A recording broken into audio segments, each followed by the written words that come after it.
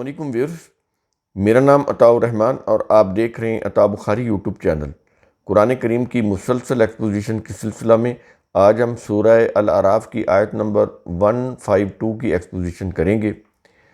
پچھلی آیات میں بات یہ ہوئی کہ موسیٰ علیہ السلام جب کوہ طور پر گئے 40 راتوں کے لیے، تو پیچھے سے ان کی قوم نے، بنی اسرائیل نے زیور اکٹھے کر کے بچھڑا بنایا اور اس کی پوجا کرنے لگے۔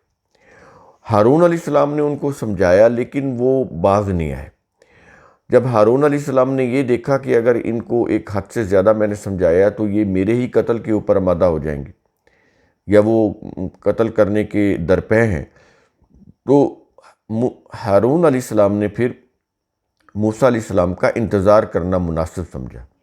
تو جب موسیٰ علیہ السلام کوہ طور سے واپس آئے 40 راتوں کے بعد، تو انہوں نے اپنی تختیاں زمین کے اوپر رکھیں جو کتاب اللہ کی تھیں، اور ان کے سر کو پکڑ کر اپنی طرف کھینچا۔ ظاہر ہے جوش میں تھے، غصے میں تھے کہ قوم جو ہے وہ بچڑا کی پرستش کرنے لگ گئی ہے، اتنے بڑے شرک کا، جرم کا ارتکاب کرنے لگ گئی ہے۔ تو یہ ایک ان کی ایک ایمانی جذبہ تھا جس کی وجہ سے ان کی ایک کیفیت ہوئی۔ تو اس وقت پھر ہارون علیہ السلام نے پھر ان کو بتایا کہ آپ کی غیر موجودگی میں حالت یہ تھی کہ میں نے ان کو جب سمجھایا تو یہ میرے ہی قتل کے اوپر میرے ہی قتل کے درپے ہو گئے تھے۔ تو اس کے بعد پھر موسیٰ علیہ السلام نے اپنے لیے اور اپنے بھائی کے لیے اللہ سے دعا کی کہ مجھے اور میرے بھائی کو حفاظت عطا فرما اور ہمیں اپنی رحمت میں داخل کر دے، اور تو سب سے زیادہ رحم کرنے والا ہے۔ تو ہم نے وہاں پر آپ کو یہ چیزیں بتائی تھیں کہ مغفرت کیا ہوتی ہے، رحمت کیا ہوتی ہے، اور اللہ کا رحمان ہونا، رحیم ہونا کیا ہوتا ہے۔ یہ ساری چیزیں ہم نے واضح کی تھی۔ اب ہم آتے ہیں آج کے لیکچر پر، سورہ الاعراف آیت نمبر 152۔ ان الذین اتخذوا العجل سینالہم غضب من ربہم وذلۃ فی الحیاۃ الدنیا وکذالک نجزی المفترین۔ جن لوگوں نے بچھڑے کو خدا بنایا، الہ بنایا، خدا بنایا، ان پر جلد ہی اپنے رب کی طرف سے غضب آئے گا اور دنیا کی زندگی میں بھی ذلت ہوگی۔ اسی طرح ہم جھوٹ گھڑنے والوں کو بھی سزا دیتے ہیں۔ اب یہ جو جھوٹ گھڑنا ہے نا، وہ بچھڑے کی طرف اشارہ ہے۔ انہوں نے ایک جھوٹا الہ بنایا۔ ہم نے آپ کو بتایا تھا کہ الہ کے معنی کیا ہوتے ہیں۔ الہ وہ ہستی ہوتی ہے، وہ ذات ہوتی ہے جس کے حکموں کے تابع ہوا جائے، جس کے حکموں کی اطاعت کی جائے، جس کو سپریم اتھارٹی مانا جائے، جس سے اوپر کوئی ذات نہ ہو، کوئی اتھارٹی نہ ہو۔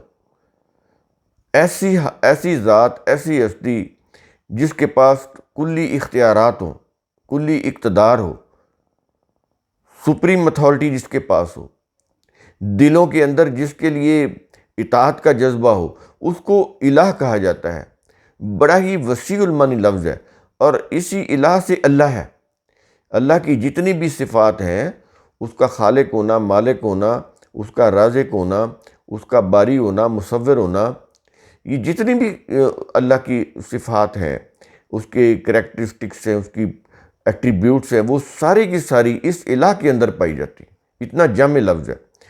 تو کہا یہ جا رہا ہے کہ جن لوگوں نے ان بچھڑے کو گھڑا، زیورات بنا کر گھڑا بنایا، اس کا مجسمہ تیار کیا، تو اس کو اپنا دیوتا بنا لیا، اپنا الہ بنا لیا، اس کی پوجا پاٹ کرنے لگے، پرستش کرنے لگے، تو ان کے متعلق کہا گیا کہ ان پر جلد ہی اپنے رب کی طرف سے، ان کے رب کی طرف سے غضب آئے گا، اور دنیا کی زندگی میں بھی ان کو ذلت ملے گی۔ یہ شرک کا انجام بتایا جا رہا ہے۔ جو انہوں نے بچڑے کو بنا کر شرک کیا، اس کا یہ انجام بتایا گیا کہ ایک تو اللہ کا غضب آئے گا، دوسرا دنیا کی زندگی میں ان کی ذلت ہوگی، اور اگلی چیز کہ اس طرح کے جو لوگ جھوٹ گھڑتے ہیں، اس طرح کے جو لوگ اپنے ہاتھوں سے مجسمے بناتے ہیں، ان کو دیوتا بنا لیتے ہیں، ان کو خدا بنا لیتے ہیں، ان کو الہ کا درجہ دے لیتے ہیں، مقام الوہیت کے اوپر فائز کر لیتے ہیں، تو پھر ان کا انجام کیا ہے؟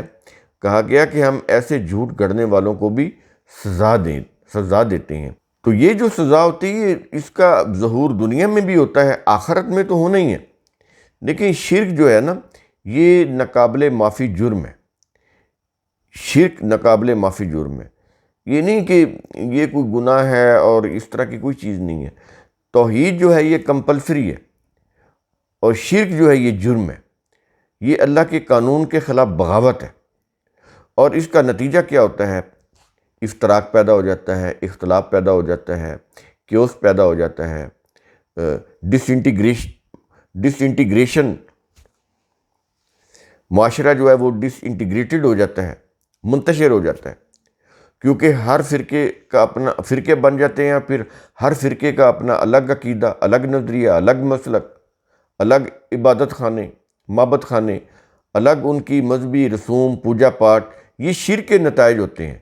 تو اگر شرک کے نتیجے دیکھنے ہوں تو آپ پاکستان میں اب جو حالت ہے، جتنے فرقے ہیں اور فرقوں کی آپس میں لڑائی ہے، اختلاف ہے، اور ان کے درمیان خون ریزی ہے، قتل و غارت ہے، کفر کے فتوے ہیں، مرتد ہونے کے فتوے ہیں، بے دین ہونے کے فتوے ہیں، وہ دیکھیں تو آپ کو اندازہ ہو جائے گا کہ یہ جو شرک ہے کتنی برائیوں کی اماج گاہ ہے، کتنی برائیاں پھیلتی ہیں، کتنے نقصانات ہوتے ہیں اس ایک شرک کی وجہ سے۔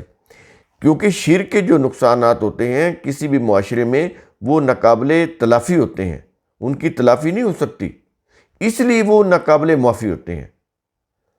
یعنی شرک کا جو عمل ہے وہ اس سے جو نتیجہ برآمد ہوتا ہے اس کو آپ کیسے انڈو کریں گے؟ جب آپ کا ہر فرقے کا، جب فرقے بنیں گے، ہر فرقے کا الہ یعنی اس کا خدا مختلف ہوگا، ان کے احبار اور رہبان، ان کے علماء اور مشائخ ان کو وہ جب رب کا درجہ دیں گے، ان کی اپنی اپنی شریعتیں، اپنی اپنی فقہیں، اپنی اپنی مذہبی قوانین، ان کی روح سے وہ فتوے لیں گے، زندگی گزاریں گے، تو معاشرے کے اندر ٹکراؤ کی کیفیت پیدا ہوگی، اتحاد کی، یگانگی کی کیفیت تو پیدا نہیں ہوگی۔ تو یہ جو نقصان ہے یہ ناقابل معافی، ناقابل تلافی نقصان ہے۔ تو اس لیے اس جرم کو ناقابل معافی کہا گیا ہے کہ اس کی کوئی معافی نہیں ہے۔ ہاں ایک صورت ہے کہ اس کو چھوڑ دیا جائے مستقل طور پر، اور پھر کبھی اس جرم کا ارتکاب نہ کیا جائے، اور زندگی اتنی بچی ہو کہ پھر اس سے زیادہ اچھے کام کیے جائیں، تاکہ وہ جو غلط کام ہوئے ہیں ان کا مداوع ہو جائے، ان کا ازالہ ہو جائے، تو پھر ٹھیک ہے، پھر اس کی معافی ہو سکتی ہے، وہ بھی زندگی کے اندر ہے۔ اگر اسی حالت میں، شرک کی حالت میں موت آ گئی تو پھر اس کی کوئی معافی نہیں ہے۔ اس کے جتنے بھی صالح اعمال ہوں گے وہ سب کے سب اکارت جائیں گے، ان کا کوئی فائدہ حاصل نہیں ہوگا۔ کیونکہ یہ ایسے ہی ہے جیسے کوئی شخص امتحان دے رہا ہو، تو جو کمپلسری سبجیکٹ ہوتا ہے اگر وہ اس میں فیل ہے تو پھر سارے سبجیکٹ میں فیل ہے، چاہے اس میں اس کے کتنے ہی نمبر کیوں نہ ہو۔ تو اگر وہ کمپلسری سبجیکٹ کے اندر پاس نہیں ہوتا تو وہ فیل ہے۔ لیکن یہ جو شرک ہے اس کی معافی نہیں ہے، کیونکہ اس کا جو نقصان ہے وہ ناقابل تلافی ہے، اس کی تلافی نہیں ہو سکتی، کیونکہ یہ جو توحید ہے یہ کمپلسری ہے۔ اگر توحید میں فیل ہو گئے تو سمجھیں سارے جو اعمال کیے ہیں اچھے، جو بھی صالح اعمال، وہ سب ضائع جائیں گے، وہ کوئی نتیجہ ہی پیدا نہیں کر سکیں گے، کیونکہ شرک کا جرم اتنا بڑا ہے کہ وہ ان سب کے اوپر حاوی آ جائے گا۔ تو قرآن کریم کا اصول ثم تتفکروا، اس کی روح سے آپ خود بھی سوچا کریں، سمجھا کریں، غور و فکر کیا کریں۔ شکریہ۔